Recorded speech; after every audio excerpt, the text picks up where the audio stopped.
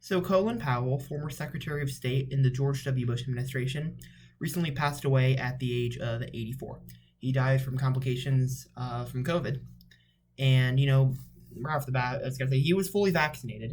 And there are a lot of people, a lot of anti vaxxers and such who are pointing to say, see, the vaccines don't help. When in reality, this is like one case out of what?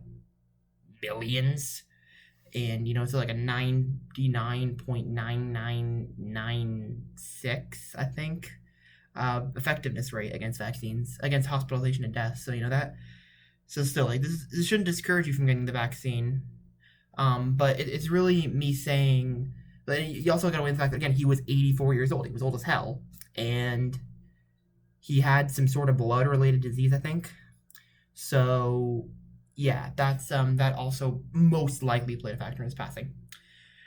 So now that he's gone, a lot of people, like obviously, like usually, like, you have President Biden, you have former President Bush, who was his boss, whose administration he served under, saying, "Oh, we're so sad by his loss. He was a great American." But what really caught my attention, and this is just something that really just doesn't sit well with me. Even like progressives, like people like Congressman Jamal Bowman or Nina Turner, who was Bernie's co-chair and recently, unfortunately, unsuccessful candidate for Congress. They're praising Colin Powell, and they're saying, "Oh, he was a great man, just great." And I'm just like, no, stop! Like seriously. Now, I'm not saying you have to wish death upon Colin Powell. You don't. Obviously, there's nothing wrong with not wishing death on anybody. In fact, that's the normal thing to do. But having said that, I don't feel bad for him. I don't feel bad for Colin Powell. At least not before I'd feel bad. Like, I will shed no tears for Colin Powell. At least not before I shed tears for the hundreds of thousands, possibly even upwards of 1 million innocent Iraqis that he killed. This is in a Common Dreams article that I'll link in the description below. Really just summarizes his legacy perfectly. He gave that speech at the UN Security Council meeting, quote, in which he claimed that the Iraqi government of President Saddam Hussein was hiding a secret chemical weapons program from the international community and supporting international terrorists following the 9/11 attacks of 2001. He later claimed that the testimony he gave in 2003 was a, quote, great intelligence failure, but critics, including his chief of staff at the time, Lawrence Wilkerson, said the speech was significant both for its dishonesty and that Powell's gravitas was a crucial part of the 2-year-long effort by the Bush administration to get Americans on the war wagon. So that just really sums it up right there. Like, he knew he was lying. His own staff admitted he was lying. What else do you want me to say? Like, if you are saying rest in peace, Colin Powell,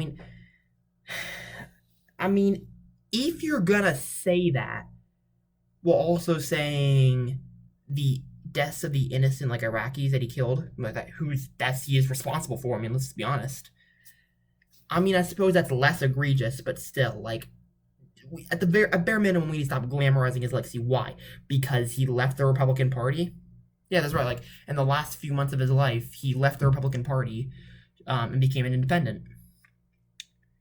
What led him to do this? The January 6th insurrection.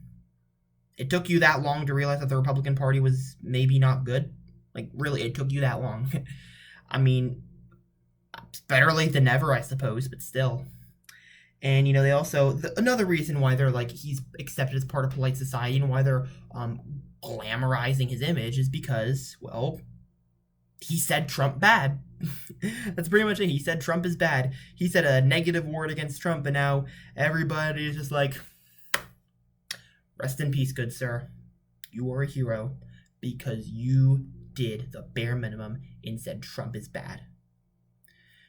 Trump is bad. Saying Trump is bad is like step 0 out of over 100 in actually making real change in this country. You haven't even gotten to step 1 almost 5 years later. There's a term for it. It's called Trump derangement syndrome. I've avoided using that because honestly, I feel like it's can't really throw it around that like that. Can't throw around words like that. Like they have meaning. But I think I'm justified in saying that there is a lot of Trump derangement syndrome in the praising of Colin Powell because he voted for I think he voted for Obama in 2008. I think he did. Yeah, I think he did. And he voted for Biden in 2020. So now he's a hero among the resistance, which Trump's not president anymore. Move that along. I'll leave you all with this tweet right here from Kyle Kalinske. He's quote tweeting a Mediaite tweet that says, quote, "A genuine American hero. The death of Colin Powell sets off massive bipartisan tribute." And he says, "Of course it did, since he played a crucial role in lying us into a war."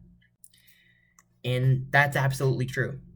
Like, war is bipartisan in Congress. This is an area where neither party is better. This is where they're both equally bad. Both Republicans and Democrats, they both love war. And, the military-industrial complex owns both parties, obviously, and it controls, in large part, the media as well. And that's why they're giving such praise to Colin Powell. That, and he said Trump bad, so they love him now. And even a lot of the so-called progressives in Congress or otherwise, like other progressives, who are saying, like, yeah, rest in peace, he was a good guy. While just completely glossing over the innocent Iraqis whose deaths he's responsible for. I mean, it's not good. It's terrible to see, actually. It really is, because, I said this in a video I did a while on George W. Bush. When we rehabilitate monsters like these, who have committed so many war crimes, and I get it, every president is guilty of a war crime, every single one. But when it's this scale, the scale of the Bush administration, and you are rehabilitating people like Colin Powell that helped us get into that war, you're normalizing it, and you're completely glossing over the innocent Iraqis that were killed as a result. And that's unacceptable. That is unacceptable, because you're essentially saying, well, it was a mistake. Like, we meant well because, well, we're Americans, so by default, every American, except for Trump, means well.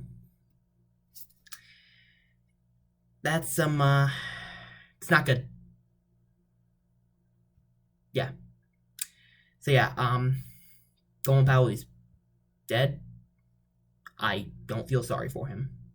Does that make me the bad person? Well, you tell me.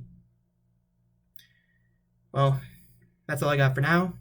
Thank you for watching. If you enjoyed this video, be sure to give it a like, comment below with your thoughts. Hit that subscribe button for more content coming soon. And you can check out my latest video right over here. And you can check out more Kawa's Mind right over here. And again, hit subscribe. I don't know if I'm going to be posting a new video on Friday because I actually got a lot of work to do for college this week. But if I don't post on a Friday, it will come out. My new video will come out on Saturday.